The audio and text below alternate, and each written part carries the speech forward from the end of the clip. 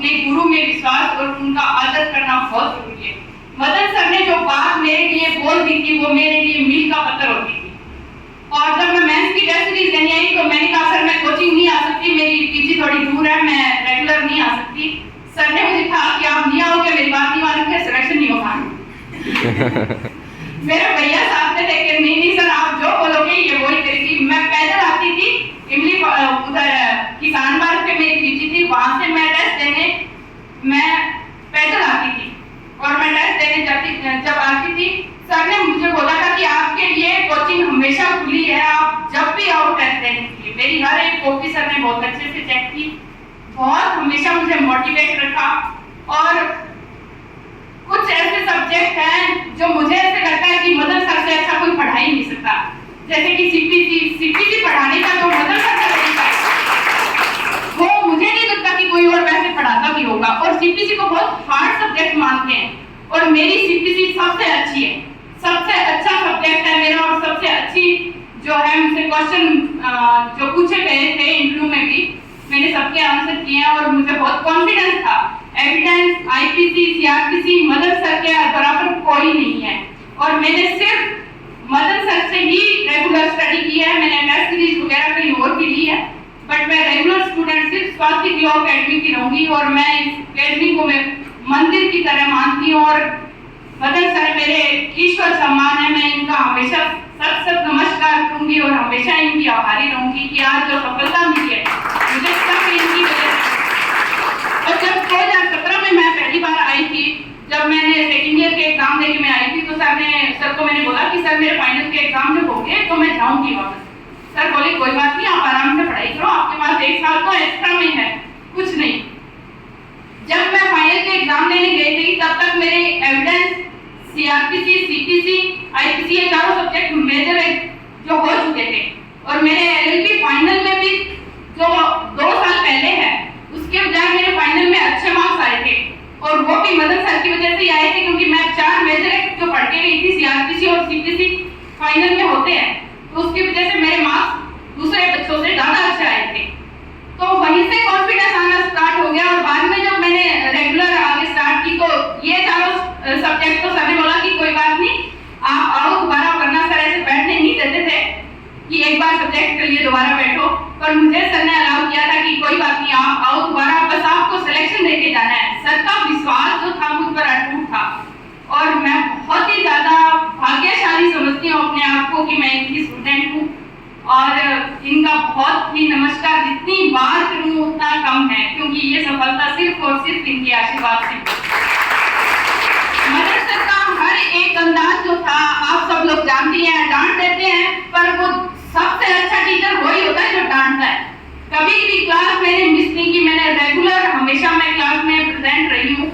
कभी भी कुछ भी एक्स्ट्रा चीज अगर मिली है कोचिंग में तो मैंने वो कभी भी मिस नहीं किया। मैं हिमांशु जी हैं 2017 के बैच के, वो जब लगे थे मैंने उनकी मोटिवेशन स्पीच जब सुनी मुझे बहुत ही ज्यादा मोटिवेशन मिला था और वो मुझे मोटिवेट करने में मैं उनका भी बहुत बहुत धन्यवाद बोलूंगी। उन्होंने बहुत मोटिवेट किया मुझे, सर के ही स्टूडेंट हैं और सर ने मुझे जब उनका सिलेक्शन हुआ था सर ने मुझे बोला कि आप उनसे बात करना, वो आपको गाइड करेंगे। उन्होंने बहुत ही एक गुरु की तरह मुझे हमेशा मोटिवेट किया। लास्ट इंटरव्यू तक जिस टाइम अब इंटरव्यू में देने गई थी उस टाइम भी मेरी काफी तबीयत खराब हो गई थी, मुझे टाइफाइड हो गया, तो उस टाइम भी मुझे मदन सर ने, मानसू जी ने, मेरे हस्बैंड ने, सब घर वालों ने मुझे ये बोला कि आप हिम्मत रखो, बहुत अच्छा होगा। और सच में बहुत अच्छा हुआ और इन सबका जो विश्वास था मुझ पर और उसी से सफलता मिल गई। इंटरव्यू में अच्छे मार्क्स मिले। पिछली बार जब इंटरव्यू हुआ था मेरा कोई 5 या 6 मिनट या ज्यादा से ज्यादा 10 मिनट हुआ होगा, मैं वही निराश हो गई थी। मैंने इंटरव्यू से निकलते ही मदन सर को कॉल की। मेरा एक नियम रहा हमेशा ही, मैं जब भी कोई अच्छा काम करने जाती हूँ मेरे स्टडी से रिलेटेड सबसे पहले मैं मदन सर का आशीर्वाद हमेशा लेती हूँ। मैं प्री से पहले प्री का रिजल्ट आने, मेंस से पहले मेंस का रिजल्ट आने और इंटरव्यू की डेट आने, सब एक समय जो है मैंने मदन सर को फोन करके और आशीर्वाद हमेशा जरूर दिया है और मैंने इनको कभी अवॉइड नहीं किया। मेरे लिए ये ईश्वर है। मुझे ये लगता था कि अगर ये बोल देंगे कि आपका सिलेक्शन हो जाएगा तो बस हो जाएगा, और इन्होंने मुझ पर हमेशा आशीर्वाद रखा है। और तब अगर मैं जब लास्ट ईयर इंटरव्यू देके जब निकली तो मैं निराश थी, क्योंकि कुछ तो इंग्लिश मीडियम का भी फर्क पड़ गया था। उन्होंने इंग्लिश में कुछ क्वेश्चन पूछे थे और वो मुझे आ नहीं पाए थे ढंग से।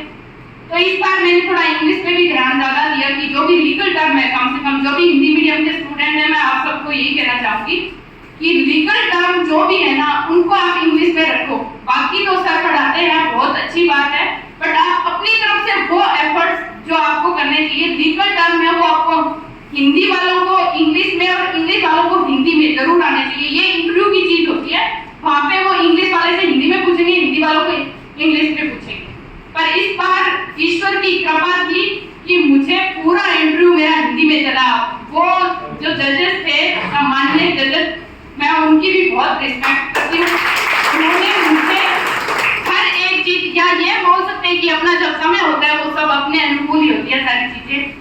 तो जो भी चीजें उन्होंने पूछी वो सब मुझे आती थी और मैंने सब क्वेश्चन का आंसर बहुत ही कॉन्फिडेंस से दिया था और बहुत अच्छा गया। पिछली बार इंटरव्यू देके 5-6 मिनट का इंटरव्यू हुआ, आते ही सर को फोन किया, निराश थी मैं, सर मेरे को तो 5-6 मिनट में बात निकल दिया, ऐसे जैसे उनको लेना ही नहीं था। तो ऐसे बहुत ही घबराई हुई थी और नहीं हुआ। अच्छा, वैसे ही नंबर आए, 6 नंबर दिए थे। इस बार जब मैं इंटरव्यू देके बाहर निकली, तो जब इंटरव्यू देके और मैं आने लगी तो उन्होंने भी बोला कि बेटा आपको बहुत बहुत शुभकामनाएं और आपके उज्जवल भविष्य के लिए। उन्होंने भी मुझे यही बोल के, और मैं उनको नमस्कार करके जब बाहर आई, आते ही मैंने मदन सर को कॉल किया और सर को मैंने बताया। तो सर बोले कि आप बोल रहे थे इस बार टाइम मिला आपको, आधा घंटा हुआ है, इस बार आपके अच्छे आएंगे मार्क्स, और वही हुआ, अच्छे आए मार्क्स और मेरा सिलेक्शन इंटरव्यू बेस पर ही हुआ है। तो मैं सबको बहुत बहुत पुनः धन्यवाद देना चाहूंगी और आप सब लोगों को यही संदेश देना चाहूंगी कि जो सर पढ़ाते हैं, जो स्वास्तिक लॉ अकेडमी में आपको पढ़ने के लिए मिलेगा, वो आपको आरजेएस बनने के लिए बहुत है। इनकी हर एक बात को ध्यान में रखो जो क्लास में पढ़ाते हैं। और आकाश जी है, आकाश सर, उनका भी मैं बहुत बहुत धन्यवाद देना चाहूंगी। उन्होंने भी मुझे मेंस के टाइम बहुत मोटिवेट किया और बहुत अच्छे से पढ़ाते थे। आप सब लोग तो परिचित हैं उनकी, जो इनका इंट्रोडक्शन देने के लिए तो शब्द ही कम पड़ जाएंगे।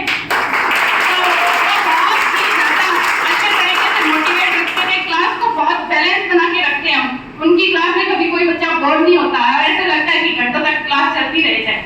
और मेंस के टाइम जब भी सर ने एक एक्स्ट्रा क्लास लगाई थी, मदन सर ने, वो हमारी हर संडे टू सैटरडे या ऐसे कुछ क्लास चलती थी, हर एक सब्जेक्ट की, और आकाश सर हमें अपना बेस्ट से बेस्ट देते थे और उनकी वजह से भी मेरी लेखन शैली में है जो बहुत सुधार आया है। मैंने मेहनत बहुत की थी, एक मेहनत करना और एक स्मार्ट स्टडी करना बहुत अलग अलग चीज होती है। मैंने मेहनत बहुत की और स्मार्ट स्टडी है जो है मुझे मदन सर ने और आकाश सर ने इन्होंने करवाई है। तो उसी से सिलेक्शन होता है, क्योंकि मेहनत करने वाले तो बहुत होते हैं। इस बार भी बहुत सारे बच्चे हैं जो मेहनत करने के बावजूद भी रहते हैं, और हर बार होता है।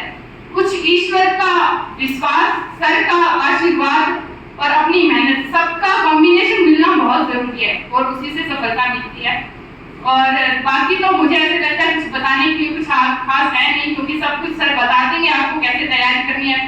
फिर भी आप किसी को अगर लगता है कि कैसे तैयारी करनी है, आप क्वेश्चन पूछ सकते हो। बाकी मैं पुनः मेरे गुरु श्री मदन जी का बहुत बहुत धन्यवाद करती हूँ। इन्हीं के आशीर्वाद से मैं आज आरजेएस बन पाई हूँ और मुझे पता है मैं आगे जो भी ऊंचाइयों को जो छूंगी, इन्हीं के आशीर्वाद से ही होगा सब कुछ। और ये मुझे हमेशा आशीर्वाद देते रहेंगे और आगे भी मैं जब भी मुझे जरूरत होगी, ये मुझे हमेशा मेरी मदद करेंगे, मुझे हमेशा इंस्पायर करेंगे, मुझे ये पता है। बहुत बहुत स्वास्तिक लॉ अकेडमी का बहुत बहुत धन्यवाद।